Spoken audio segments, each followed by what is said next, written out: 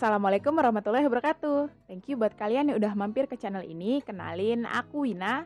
Dan hari ini aku mau menjawab pertanyaan dari Kuara. Dan ini pertanyaannya ya. Alay. Apa yang membuatmu muak belakangan ini? Sebenarnya banyak ya yang membuat aku muak belakangan ini. Tapi ada satu hal di tahun baru ini yang bikin aku muak. Sebenarnya nggak dari tahun baru banget sih, kayak sebelum tahun baru juga, kayak beberapa hari sebelum tahun baru tuh ini bikin muak banget. Kalian pasti kenal sama suara ini. Bener, lato-lato. Belakangan ini mainan tahun 90-an ini kembali viral. Berisik banget bocil-bocil pada mainin lato-lato. Sana lato-lato, sini lato-lato, dimana-mana lato-lato. Namun, apakah kalian tahu fakta-fakta di balik lato-lato ini? Sebelum kita lanjut ke pembahasan kita selanjutnya, buat kalian yang belum pernah nonton videoku sebelumnya, kalian bisa klik di sini ya. Oke, nggak berlama-lama lagi, let's check it out. Oke, kita mulai dari asal muasal kata lato-lato ini.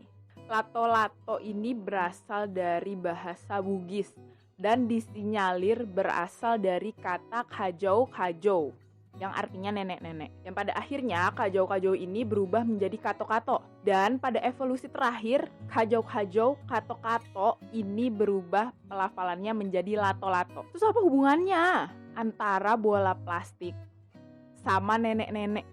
Kayak gak ada hubungannya anjir. Oke, next. Jadi selain bahasa Bugis tadi itu, lato-lato, ada juga dari bahasa Jawa yang biasa disebut tek-tek atau etek-etek. Dan kata tek-tek atau etek-etek ini diambil dari bunyi kedua bola yang saling bertabrakan itu. Nah, faktanya lato-lato ini bukan berasal dari Indonesia. Tapi lato-lato ini punya sejarah panjang yang berasal dari Amerika Serikat tahun 60-an yang dikenal dengan nama Clacker Balls. Pada akhir tahun 60-an, orang-orang pada ketagihan banget main dua bola ini. Bola menggantung. Jadi ingat sesuatu. Nice. Oke, lanjut. Pada awal kemunculannya, Clacker Balls ini dibuat berbahan dasar akrilik. Jadi ketika Clacker Balls ini dimainkan dan kedua bola itu bertumbuk, menimbulkan bunyi yang membuat kuping ketagihan.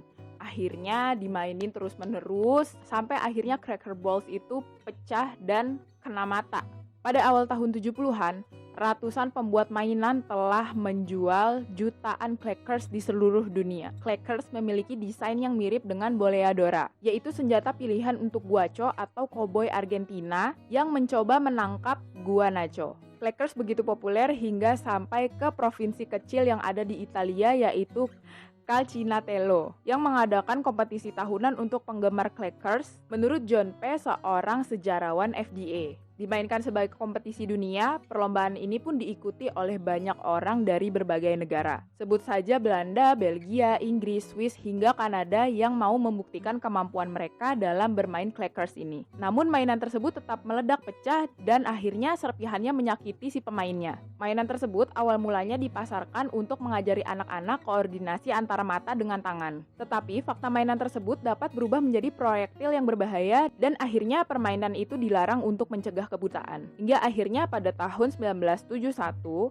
FDA atau Food Drugs Administration menarik penjualan Clackers Ball dari pasar. Kepopuleran Clacker Ball ini juga sampai di Indonesia pada tahun 1990. Permainan ini tidak lagi menggunakan bahan kaca akrilik yang beresiko pecah dan berbahaya, melainkan dengan plastik polimer dan tetap mempertahankan bentuknya. Ternyata selain dilarang beredar di Amerika Serikat, Clacker Balls ini juga dilarang beredar di Mesir. Sebab pada tahun 2017, permainan ini dianggap telah melecehkan raja dari Mesir, yaitu Abdul Fattah As-Sisi. Kala itu, lato-lato disebut sebagai sisis balls atau mengacu pada testis atau organ reproduksi presiden. Nah, oleh karena itu, permainan ini dianggap melecehkan presiden atau pemerintah. Petugas keamanan di Mesir telah menangkap sekitar 41 pemilik toko dan menyita sekitar 4.103 Clackers Balls yang beredar di pasar. Rezim pemerintah Mesir menganggap permainan bola kembar ini sebagai media melecehkan menewaskan pemerintah Mesir. Hingga banyak beredar di media sosial, salah satunya Twitter. Sebuah akun Twitter bernama @redengine menuliskan tweet berbahasa Arab yang kurang lebih artinya, apa yang Anda harapkan dari seorang presiden yang menjual bolanya, dan dianggap menjadi bahan olokan yang dapat menjatuhkan martabat negara. Akhirnya para penjual bola sisi ini ditangkap dan ditahan. Padahal boomingnya permainan ini dapat menaikkan omset para penjual.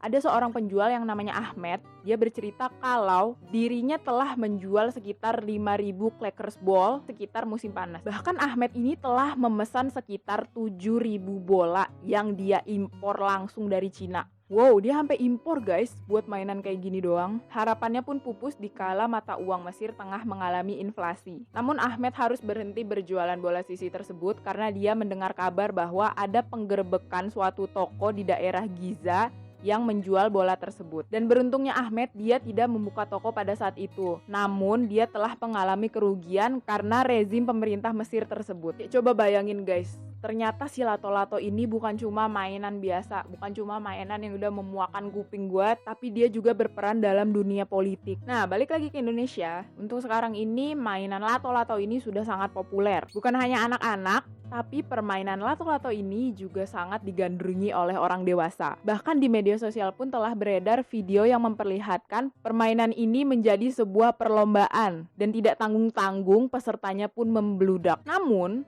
permainan lato-lato ini menuai pro dan kontra di kalangan masyarakat. Bagian masyarakat menganggap demam lato-lato ini memberi pengaruh positif kepada anak-anak sehingga tidak terlalu terpaku dengan permainan yang ada di ponsel. Dan lato-lato ini juga dipercaya dapat melatih fokus dan juga konsentrasi. Namun tidak sedikit orang juga yang terganggu karena suara lato-lato. Selain itu pula, ada juga yang mengalami benjol di dahi karena terkena bola dari lato-lato itu dan talinya menjerat leher. Nah gitu guys cerita si lato-lato.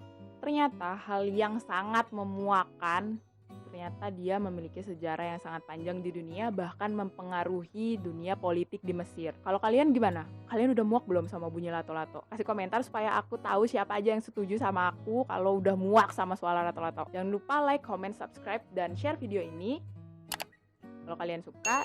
Dan juga jangan lupa buat tonton video-videoku sebelumnya. Dan kalau kalian mau sharing-sharing cerita ke aku, boleh nanti kirim ke email yang ada di description box. See you on the next video. Assalamualaikum warahmatullahi wabarakatuh.